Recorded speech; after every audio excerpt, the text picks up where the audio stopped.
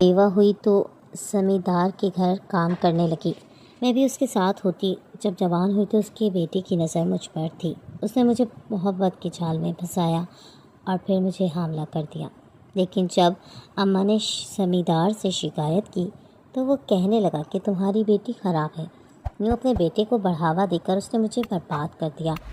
قیامت جب ٹوٹی جب پتہ چلا کہ اس لڑکے میرا نام اجالا ہے۔ میرے والد صاحب میرے بچپن میں ہی فوت ہو گئے تھے۔ والد صاحب کے انتقال کے بعد میرا ددھیال والوں نے میری والدہ کو گھر سے بے دخل کر دیا تھا۔ سسرال سے نکالے جانے کے بعد میری والدہ نے اپنے میکے کا دروازہ کھٹکھٹایا۔ جب تک میری نانو زندہ رہیں تب تک کسی نہ کسی طرح میری والدہ کو میکے میں سر چھپانے کے لیے جگہ ملی رہی۔ گو کہ اس چیز گھر میں بھی میری والدہ کی حیثیت ذاتی ملازمت سے زیادہ نہ تھی، لیکن پھر بھی یہ تھا کہ سر چھپانے کو چھت میسر تھی۔ محرم مردوں کا سہارا بھی تھا۔ لیکن جو ہی میری نانو کا انتقال ہوا تو اس کے تیسرے دن ہی ہم کو بھی اپنا کوئی بندوبست کرنے کا کہہ دیا گیا۔ میری والدہ اپنی ماں کی موت کے دکھ سے بھی نہیں نکل پائی تھی کہ ان کے سر پر ایک نئی مصیبت آ کھڑی ہوئی تھی۔ میری والدہ نے میرے ماموں کی لاکھ منتیں کی کہ کم از کم نانی کے 40ویں تک ہم کو گھر میں رہنے دیں، لیکن ہم کو تیسرے دن ہی گھر سے نکال دیا گیا۔ ہمارے پاس فقط تن پر پہننے کے کپڑے، سر پر اوڑھا ہوا دوپٹہ اور پاؤں میں جو جوتا تھا وہی جوتا تھا۔ آدھا سامان تو ددھیال والوں نے چھین لیا تھا اور باقی جو بچا ہے وہ میرے ننیان والوں نے ہتھیا لیا۔ میری ماں مجھے لے کر بے سر و سامانی کی حالت میں گاؤں بڑے زمیندار کے گھر پر آئی اور اس سے پناہ مانگی۔ اس نے ہمیں سر چھپانے کے لیے اس شرط پر جگہ دے دی کہ میری والدہ اس کے جانوروں کا باڑا صاف کیا کریں گی اور ساتھ ہی اس کے گھر کے سارے کام کاج بھی کیا کریں گی۔ بدلے میں وہ ہم کو 2 وقت کی روٹی فراہم کر دیا کرے گا اور رہنے کو جگہ بھی دے دے گا۔ ہم اس وقت جس قسم کے حالات سے گزر رہے تھے، ہمارے لیے یہ بھی بہت بڑی بات ہے کہ ہمیں رہنے کے لیے جگہ مل گئی ہے اور سر چھپانے کو چھت بھی میسر ہے۔ ہم نے شکر الحمدللہ کرتے ہوئے وہ ساری شرائط مان لی۔ میں اور میری والدہ اس گھر میں گھریلو ملازمہ کی حیثیت سے رہنے لگے۔ میری والدہ انتہائی نمازی، پرہیزی اور باکردار خاتون تھی۔ زمین نے انہیں کئی بار ہیلے بہانے سے اپنے حفظ کا نشانہ بنانے کی کوشش کی، لیکن اللہ تعالیٰ نے میری والدہ کو محفوظ رکھا۔ ہم لوگوں نے حویلی میں صبح 8 بجے کے بعد داخل ہونا ہوتا تھا، کیونکہ اس سے پہلے گھر کے تمام افراد سو رہے ہوتے تھے۔ میری والدہ تھی کہ صبح 4 بجے اٹھ جاتی تھیں، اٹھ کر اپنی تہجد ادا کرتی تھیں، پھر نماز فجر ادا کرتی تھیں اور اس کے بعد بیٹھ کر 1 یا 1.5 پارہ قرآن پاک کا پڑھتی تھیں۔ ان تمام کاموں سے فارغ ہو کر ہم لوگ حویلی میں چلے جاتے تھے۔ وہاں لوگوں کو ناشتہ کرواتے، اگر کچھ بچ جاتا تو وہیں سے خود بھی ناشتہ کر لیتے ہیں، نہیں تو پھر گھر آ کر خود ناشتہ کرتے۔ اس کے بعد وہاں جا کر دوبارہ کام کاج شروع کر دیتے اور پھر وہاں سے ہماری واپسی رات کا کھانا کھا کر ہوتی تھی۔ یہ ہے ہمارا روزمرہ کا معمول تھا۔ ہمیں زمیندار کے حویلی کے ساتھ ہی ملازمین کے ایک کمرے میں رکھا گیا تھا۔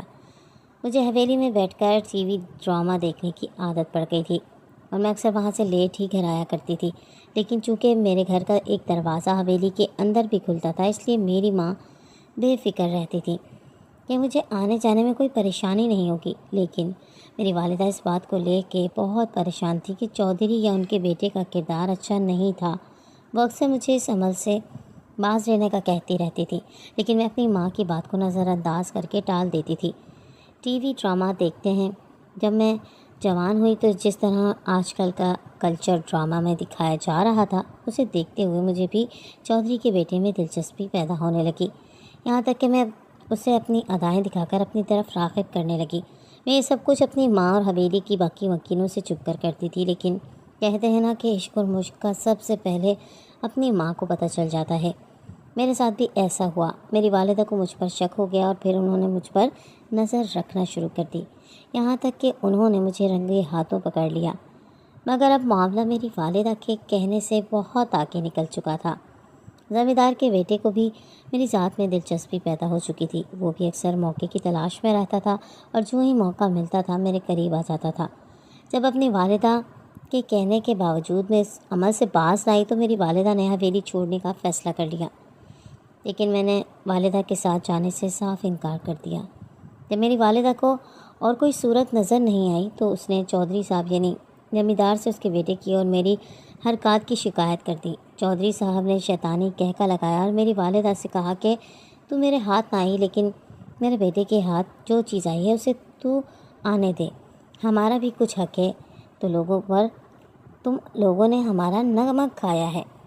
جب میری والدہ کے پاس اور کوئی وسیلہ نہیں رہا تو انہوں نے مجھ پر سختی کرنا شروع کر دی۔ والدہ نے مجھ پر سختی کی تو میں نے روتے ہوئے والدہ کی شکایت اپنے عاشق سے کر دی۔ میرے عاشق نے میری والدہ پر جھوٹی رپورٹ درج کروا کے چوری کے کیس میں میری والدہ کو جیل بھجوا دیا۔ والدہ کا سایہ سر سے اٹھ جانے کے بعد مجھے کسی قسم کی کوئی روک نہ رہی اور میں گناہ کی دلدل میں دھنستی چلی گئی، یہاں تک کہ میں نے محبت کے لالچ میں آ کر ایک ناجائز بچے کو بھی جنم دے دیا۔ مگر اس کے باوجود میرے سر سے محبت کا بھوت نہ اترا اور میں اس گناہ کے کھیل کو کھیلتی رہی۔ آخر کار رکتا کر زمیندار کے بیٹے نے مجھ سے منہ موڑ لیا۔ اپنے محبوب کے یوں منہ موڑ لینے پر میں بہت رنجیدہ ہوئی اور اب اس بات کا احتجاج کیا تو مجھے زد و کوب کیا گیا۔ میرا بچہ جسے میں نے بغیر نکاح کے جنم دیا تھا وہ مجھ سے چھین لیا گیا۔ لٹیرے کے ڈر کی وجہ سے گاؤں میں سے بھی کسی نے مجھ سے کوئی ہمدردی نہ کی۔ میری واحد ہمدرد جو میری ماں تھی وہ جیل میں قید تھی۔ گاؤں کے تمام لوگوں اور اپنے رشتہ داروں سے بھیک مانگ لینے کے بعد جب اور کوئی صورت نظر نہ آئی تو میں دوبارہ اسی زمیندار کے در پر آئی اور پھر خود کو اس کے سپرد کر دیا۔ پہلے اس زمیندار کا بیٹا مجھ پر اپنی ہوس مٹاتا رہا، اس کے بعد پھر زمیندار نے مجھے نوچنا شروع کر دیا۔ جب زمیندار کا دل بھی بھر گیا تو اس نے مجھے حویلی کے ایک ملازم سے بیاہ دیا اور اس کو سختی سے حکم دیا کہ مجھے حویلی میں ہی رکھا جائے، کہیں باہر نہ جانے دیا جائے تاکہ میں کہیں فرار نہ ہو جاؤں اور جب وڈیرے زمیندار یا اس کے بیٹے کا دل ہو ان کے لیے لطف کا سامان بن سکوں۔ ایک عرصے تک میں ایسی اذیت ناک زندگی گزارتی رہی۔ اس کے بعد بوڑھا ہو جانے پر میرے شوہر کو حویلی سے نکال دیا گیا۔ میں جو ابھی جوانی کی عمر میں تھی لیکن زندگی کے بہت سارے نشیب و فراز دیکھ کر سمجھدار ہو چکی تھی، مگر اب میری سمجھداری میرے کسی کام نہ آئی۔ میرا شوہر مجھے ایک جوئے میں ہار گیا۔ یوں اپنے شوہر کے بعد میں ایک دوسرے جواری کے پاس چلی گئی، پھر وہاں سے تیسرے اور پھر پتہ نہیں کتنے مردوں کی میں ہوس مٹا چکی تو میری جوانی ڈھلنے لگی، میرا حسن کہنانے لگا، لوگوں کو مجھ میں دلچسپی ختم ہونے لگی تو مجھے آزاد کر دیا گیا۔ لیکن اب یہ آزادی میرے کسی کام کی نہیں تھی۔ اب کسی انسان کو میرے جسم میں کوئی دلچسپی نہیں تھی اور نہ ہی مجھے دنیا میں کوئی دلچسپی تھی۔ میں اپنی سانسیں پوری کرنے کے چکروں میں سڑکوں پر بھیک مانگنے لگی۔ وہاں میری ملاقات کسی رحم دل انسان سے ہوئی جس نے مجھے ایک فلاحی ادارے میں پہنچا دیا گیا۔ مجھے اسلامی تعلیمات دی گئیں، نماز پڑھنا سکھایا گیا، اللہ توبہ کرنا سکھایا گیا۔ یہاں آ کر میری زندگی مکمل طور پر بدل گئی۔ میں آج بھی اسی فلاحی ادارے میں مقیم ہوں اور الحمدللہ راہ راست پر آ چکی ہوں۔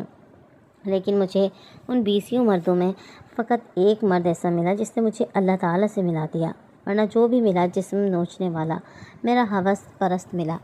ان سب سے بڑی مجرم میں خود تھی جس نے اپنی والدہ کی بات مان کر خود شیطان کی راہ پر چلنے کا فیصلہ کیا۔